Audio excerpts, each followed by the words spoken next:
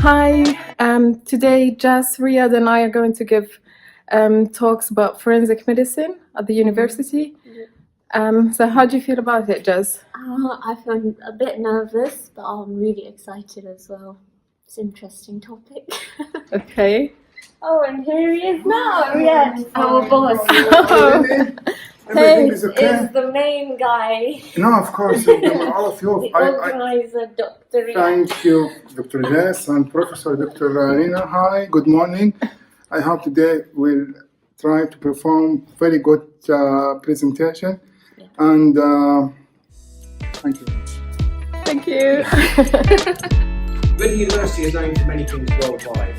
One of the things that is becoming more apparent is its knowledge and experience in forensic medicine or forensic science as well. We have a research group on campus, 3 of which are going to give you a quick presentation today and introduce you to their world. Again, as we all know, forensic science, forensic medicine has been around for decades. It's been used as evidence in courts of law around the world for decades. But like all good science disciplines, it has to evolve. And so nowadays, it's evolving into areas which are more complicated, take more understanding, and include aspects which wouldn't normally traditionally be associated with forensic science. So we have 3 speakers today. Nina, who will give a general overview of forensics and the world that she considers interesting. Then we have Jazz, a PhD student here. She will be presenting some of her data and also be giving case studies where forensics has been used in real life incidents. And finally we have Riyad, currently progressing through his PhD, who will talk about some of the new science technologies that we're actually using in the world of forensics. Some of the content here will be a little bit graphic. Obviously with real world scenarios, things like murder, sexual assault, etc. They are covered, and so if that is of a difficult nature, then please be warned, there will be some coming up. Also, if I could ask you not to take photographs of these cases are either live or ongoing or not yet resolved. Okay. Thank you for coming, everyone. So I'm going to give you a brief introduction to forensics and the importance of trace evidence in crime cases. So when a crime happens, obviously there is a crime scene.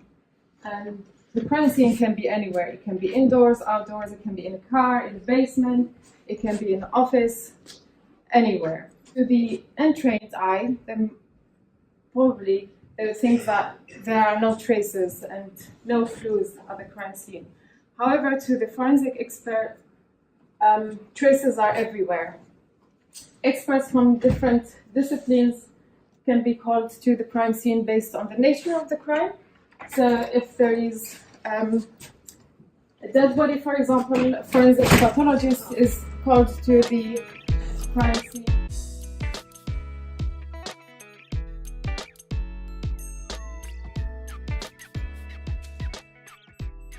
It's very important to preserve trace evidence because this evidence gives clues about the nature and the type of crime and can help in solving crimes. So, for example, if crime happens in a house and then a dead body is found 50 miles away, let's say, in a forest, the forensic expert attending one crime scene will not attend the second crime scene. This is to minimize any cross-contamination of traces and stop them from taking traces from one scene to another.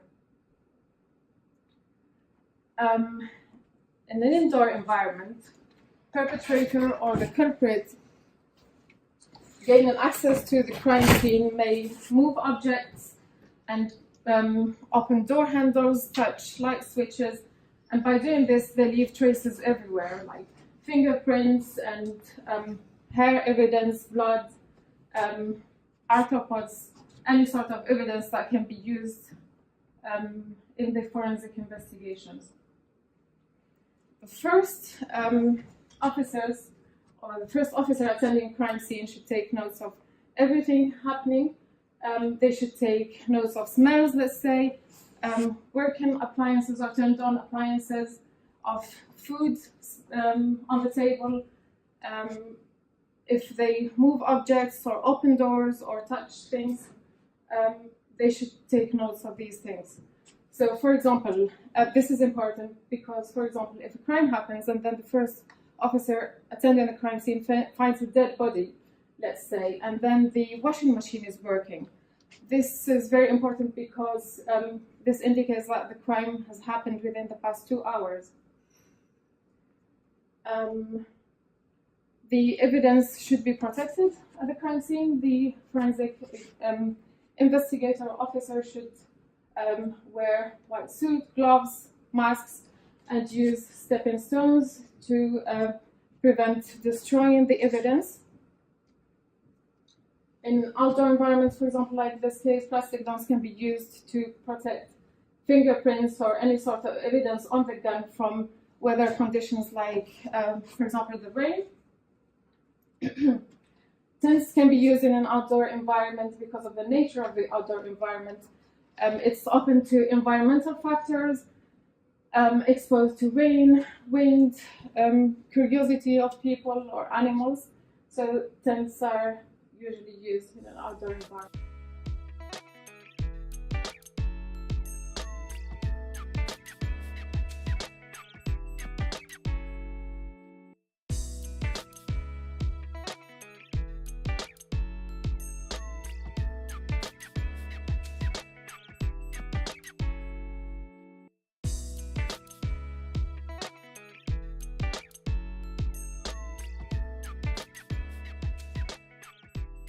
Okay, so I'm a second year PhD student and I'm looking at mites in how they can be used in forensic investigations, mainly in human death investigations.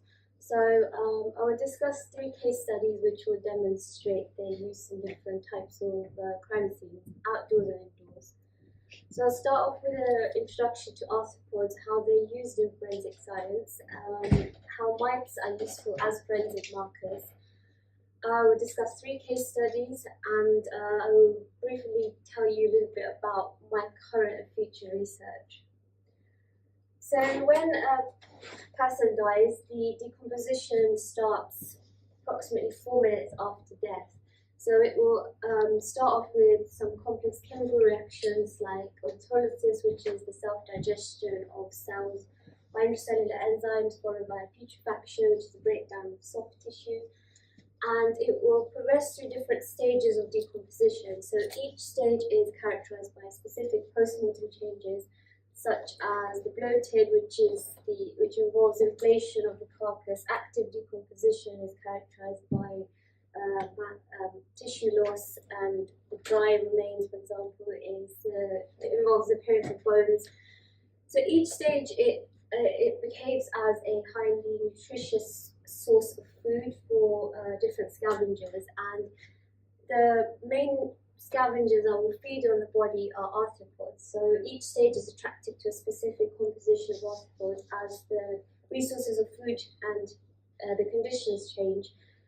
So this mainly includes insects like flies, beetles, and mites, columbola nematodes, and they will use the body as a source of food. So ecological evidence like this can be very useful as supportive evidence in particularly in outdoor crime scenes, because in outdoor crime scenes the biological evidence such as DNA and fingerprints, they can be easily destroyed by environmental conditions like temperature, rain, snow.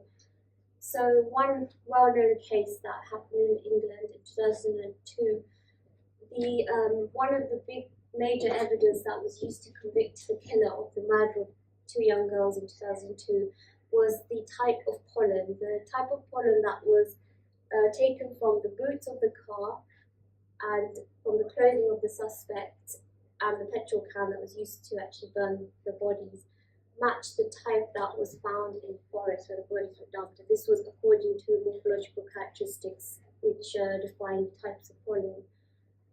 So mites can be used in a similar way. Mites are free-living microarthropods. They're very small in size, and they exist in practically every terrestrial habitat. So they can be easily, because they're small and light, they can be easily transferred by material transfer.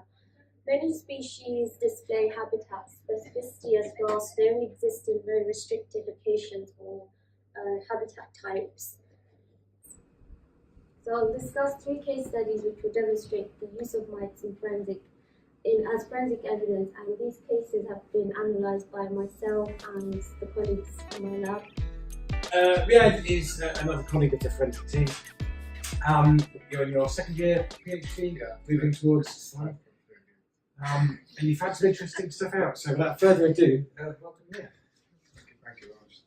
Did you think I present well after Victoria? Yes. From university. I think you will too. You think? Without question. Okay, thank you very much. Hi everyone. Today I would like to talk to you some background information related to my research, forensic genetics. It's genetics of microarthropod and forensic medicine. My outlines are divided into 3 main topics. I will start with forensic ecology, then I'll pass you over to the forensic genetics, and finally I will look at the microsatellite of arthropods. Let's start with the house-dust mite. House-dust mite are tiny microscopic arthropod which is living in the houses, particularly in the sofas, furnishings, carpets, and clothes. But I want to ask you, for the audience, not pathologists, but biologists, what is a mite here? Anyone can answer me, please?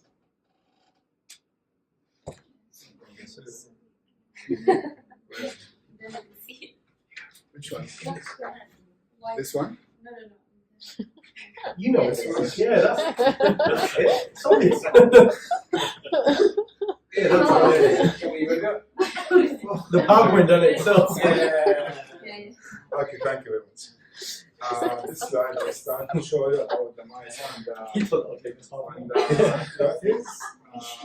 And you can see the mice moving in the clothes and try to eat some dead scans. And at the same time, I will try to show you about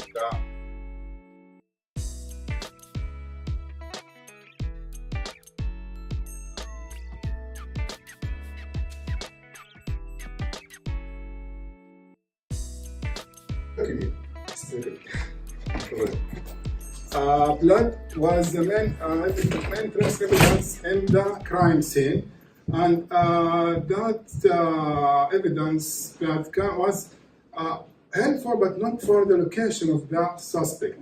So why mice? As mentioned before, mice have two main features: microlocality and microspecificity. So the next slide, I'll give more information about maybe modern research or modern investigation for the forensic genetics. If I start with the crime scene, then take the sample from the crime scene, extracted, amplify the DNA, try to qualify and quantify the DNA, and after that, analysis. Sorry, talking too much. You want to calm down?